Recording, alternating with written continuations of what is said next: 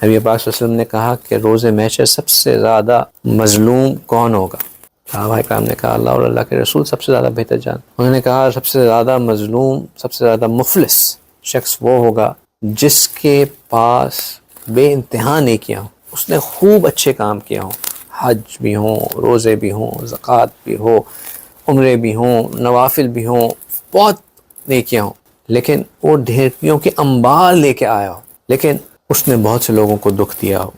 کسی کو برا بھلا کہا ہو، کسی کو جلی کٹی بات کہہ کے دل دکھایا ہو، کسی کو تانا دیا ہو، کسی کو نیچا دکھایا ہو، کسی کی ٹانگ کاٹی ہو، کسی کی ٹانگ کھینچی ہو، کسی کی غیبت کی ہو، کسی کو برا بھلا کہا ہو، کسی پہ جھوٹا الزام لگایا ہو، یہ شخص روز محشر اپنی نیکیوں کے انباروں کے ساتھ کھڑا ہوگا۔ پھر وہ جن کو اس نے دکھ دیا ہوگا ایک ایک کر کے آئیں گے اور اس سے اپنا حق مانگیں گے۔ اب ان کو حق دینے کے لیے اس کی نیکیاں جو یہ لے کے آیا ہوگا وہ اس کے نامہ اعمال سے نکال کر دوسروں کے نامہ اعمال میں ڈالنا دی جائے گی، حتیٰ کہ ایک وقت ایسا آئے گا کہ اب اس شخص کے پاس کوئی اور نیکی دینے کے لیے نہیں بچے گی، اور حساب لینے والے اور بہت سے لوگ پیچھے کھڑے ہوں گے۔ اب